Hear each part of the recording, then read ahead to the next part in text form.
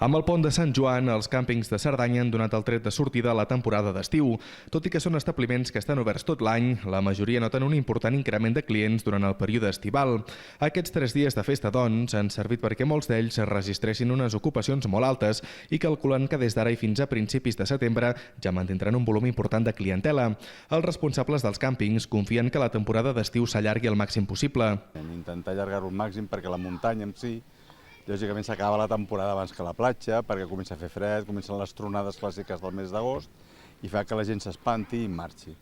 Nosaltres tractem d'això, de fer el màxim de coses i activitats perquè la gent es pugui gaudir encara, perquè encara que hi hagi una tronada sempre acaba fent molt bon temps, sobretot al setembre. Però clar, tenim l'inconvenient que els nostres clients són la majoria familiars i esclar, els col·legis cada vegada comencen més d'hora. Els campistes, per la seva banda, asseguren que trien aquesta opció per una qüestió de tradició familiar, però també de tranquil·litat i d'estil de vida. Doncs perquè vivim al Baix Llobregat i aquí el que trobem és natura, silenci, gent més maca, diguem-lo així, em sento més identificada. I sortir del que és la pol·lució, sobretot.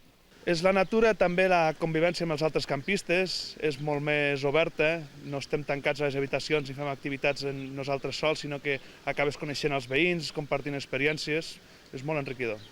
En aquest càmping es mostren molt satisfets, ja que sobretot a l'estiu encara mantenen força clients de llarga estada.